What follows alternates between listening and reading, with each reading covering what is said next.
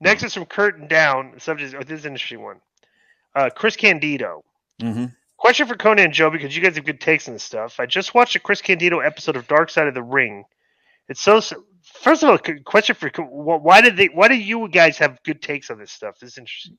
It's so sad what happened to him, and even though he didn't make it into being a top draw in the industry, seems like behind the scenes he was beloved.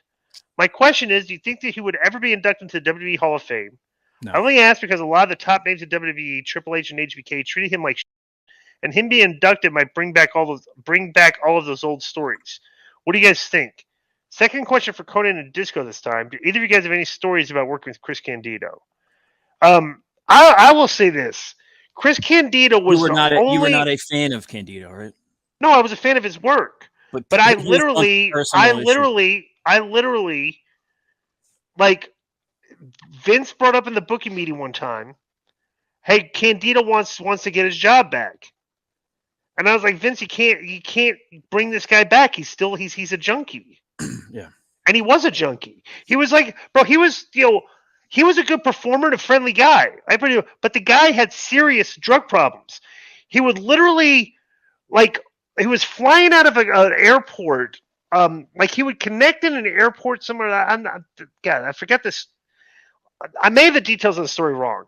But he was like taking flights where he was connecting in Pittsburgh or something, wherever.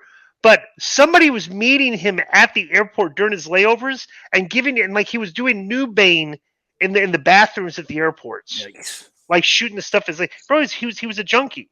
Yeah. Well, yeah. Remember in WCW, his wife got caught with Nubane. I think Kimberly was the one and they fired him. Right, and it's like, so like, what are you gonna do? You can't. I mean, the guy's a good performer, but it's like. The guy needs a job because he needs money to support his drug habit. So what do? You hire the guy, you hire a junkie so he can have money for his drug habit, and possibly embarrass the company or die. Right. Contract, I mean, he didn't. But I got along. Everybody got along with the guy, but they knew he was. And the funny thing was, he was never like up at the shows or anything. He was always professional at work.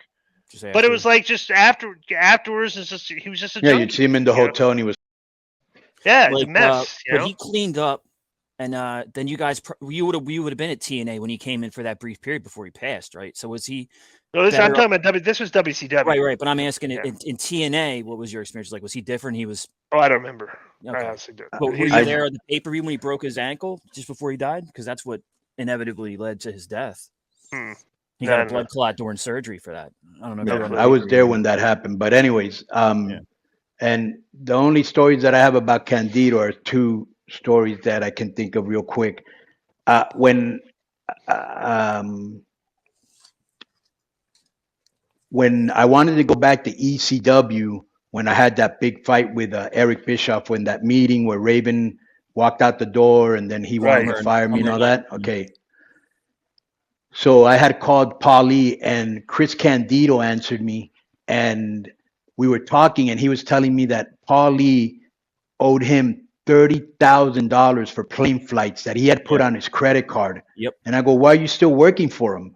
I couldn't believe that. That was one thing. And number two, I remember when I was in Puerto Rico and I was on my way out, and I recommended Sabu to come in, and Chris Candido was there with Tammy. Sonny and Tammy. Is it Tammy? Yeah, Tammy. And Tammy was really overweight. And you know how the white skin kind of like Joe's? She has like that skin. So when you get sunburned, you look like pink. Like a lobster. Right. So, bro, I'm going down to the beach, and coming out of the beach is Chris Candido, like a buff, short guy with teeny little briefs. What's this girl's name? Tammy, yeah. Tammy coming out of the beach looking like some bloated lobster. And then Sabu with all the cuts and all that, and the hair scraggly and seaweed on him. He looked like a sea monster. It was the most oddest sight if you didn't know who they were.